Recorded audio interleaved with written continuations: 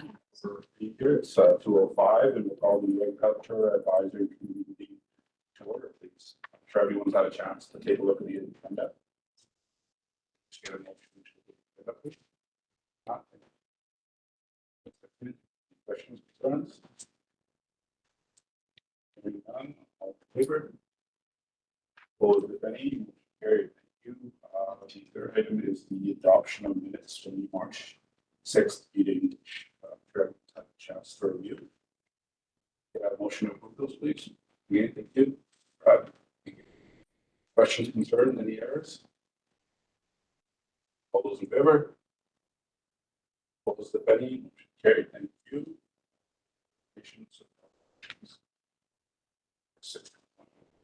Thank you. Just one item for the committee today, item 6.1. This is an ALC subdivision and non-farm use for a portion of 34252 King Road.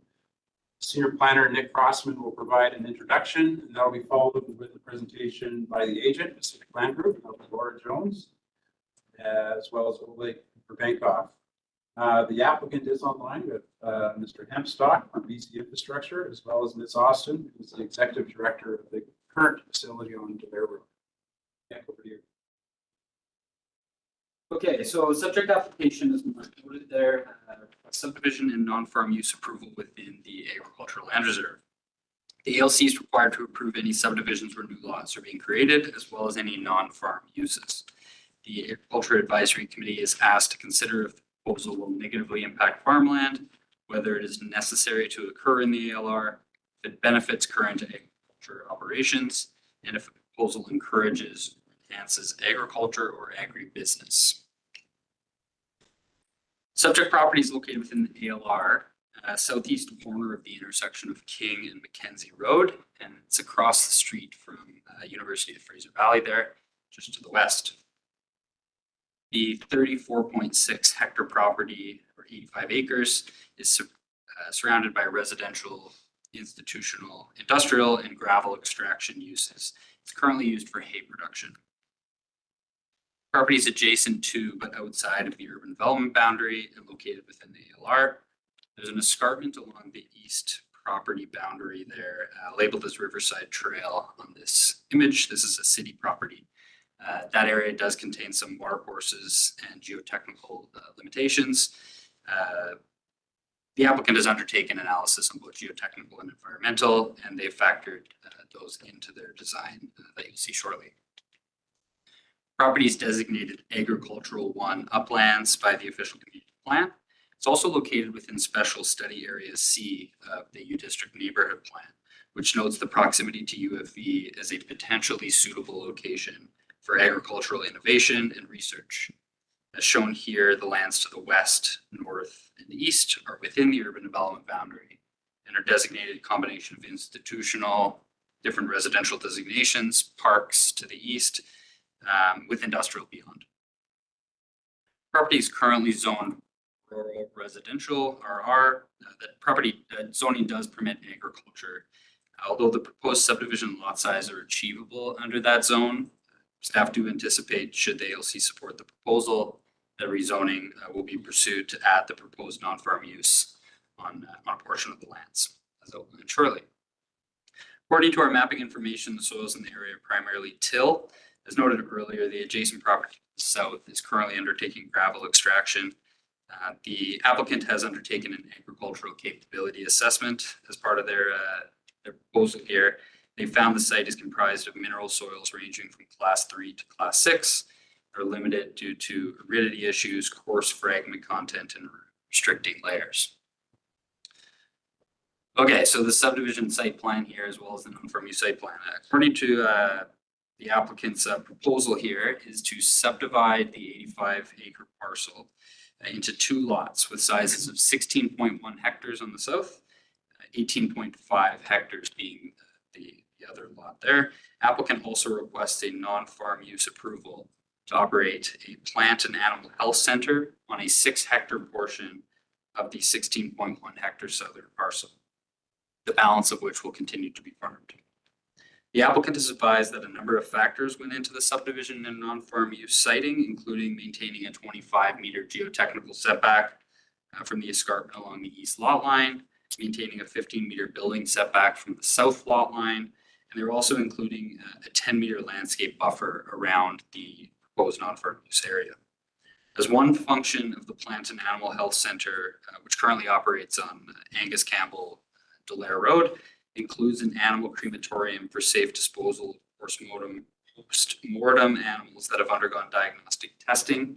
The proposed subdivision and non-farm use here is largely informed by an air dispersion model and has positioned the building where it is based on proximity to other surrounding uses. This site plan here just kind of reiterates the subdivision and non-farm use area shown in the previous slide. And then this one relays the OCP context. We kind of showed a version of this in an earlier slide. At this stage, the Agriculture Advisory Committee is asked to choose one of the following recommendations for council consideration: to forward to the ALC with support as presented, to forward to the ALC with support with changes, to forward the application to the ALC with no comments, or to deny and not forward the application to the ALC.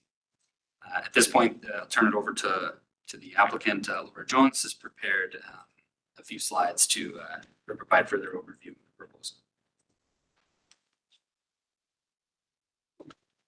Thank you, Nick. Thank you to the Agricultural Advisory Committee and to the city for the opportunity to present today. We are the agents acting on behalf of the province of BC for the subdivision and non-farm use application before you. As mentioned earlier, joining us today virtually is Adam Hempstock, Project Director from Infrastructure BC, and Joyce Austin, Executive Director of the Plant and Animal Health Branch. I also have Oleg Verbenkov, Principal of Pacific Land Group. So today, mostly I'd like to touch on two main points: a little bit more about what is the Plant and Animal Health Center and the rationale for the location here. So here's a proposal. Nick did an excellent job. Subdivision, 15-acre non-farm use, the remainder of the property to remain in the ALR and to be farmed. So why here?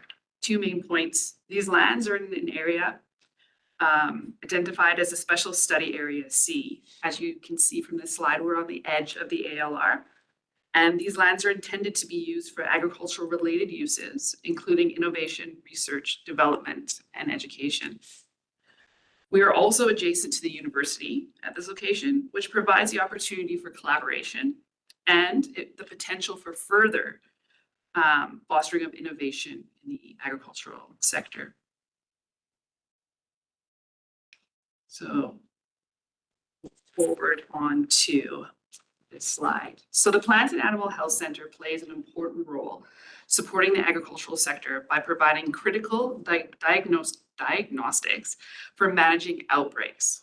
The facility's ability to provide prompt response allows for quicker implementation of quarantines where necessary and helps reduce the spread of any outbreaks. It also allows for the uninfected plants and animals to be distributed to the market in a timely manner.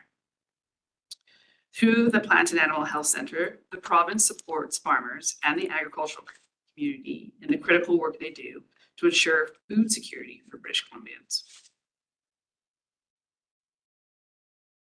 So thank you. We're here today to answer any questions.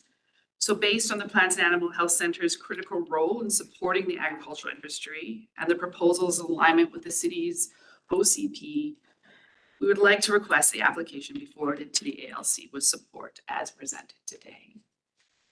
Thank you. So are there any questions or? Some questions, depending on who can answer them. What's happening? Maybe relevant or not, maybe not relevant, but what do we know what's happening with the other Plant and Animal Health Center? Or is it going to be, you going to put both into use? So the existing Plant and Animal Health Center will remain in use until this new facility is available, and then maybe repurposed for another governmental. Does this facility increase the capacity? Yes. Over the other one? Yes, yes. One of the reasons is it is a larger facility. It increases the capacity. What's the percentage increase over? So I think the size of the one being proposed is 6,000 square meters. And the existing one, we might have to turn to Joyce for that number. I think it's about half the size, but it's also improvement in equipment as well.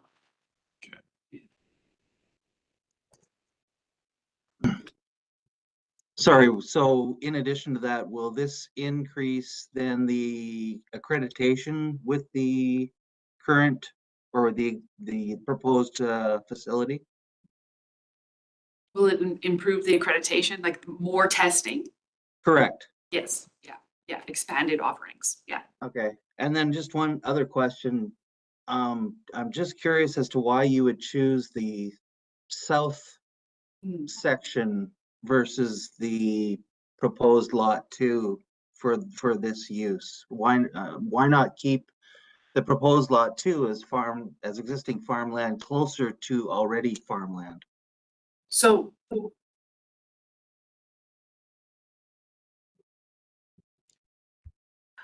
the property we have under contract is the south portion.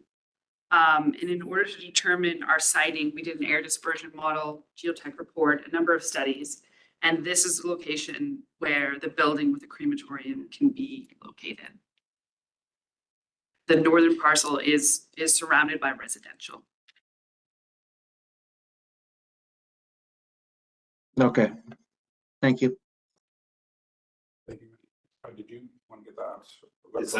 Is the, well, to that effect, is the north portion going to continue to be farmed, and by who? Or like who owns that? The current owner has an agreement with the current, it's leased out for year to year for continued. And so that would be continued to be farmed.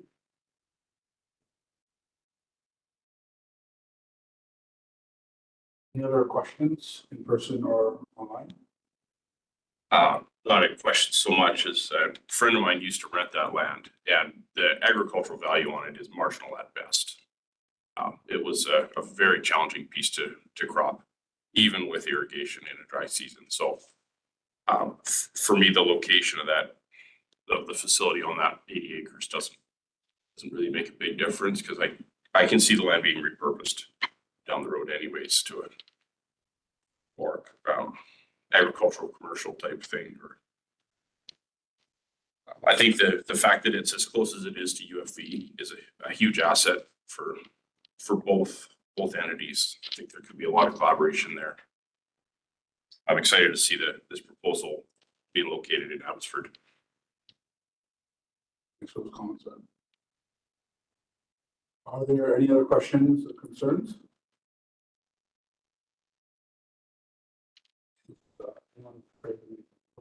Make a motion to forward it to ALC with support. Thank you, Brad. Just in a second. Second. Thank you. Randy, did you have a question? No, I was gonna second it before Matt jumped in. Okay. You can have this one if you want it. It's all good. With that being said, if there's any other questions or concerns, those in favor? Opposed, if any? Motion's carried. Perfect, thank you. There is no other business, so giving the motion to adjourn the next meeting is May 15th. So, So, yeah, can I get somebody to adjourn, please? Thank you. All in favor? Opposed, if any? Thank you, thanks to everybody for their time for the rest of your afternoon.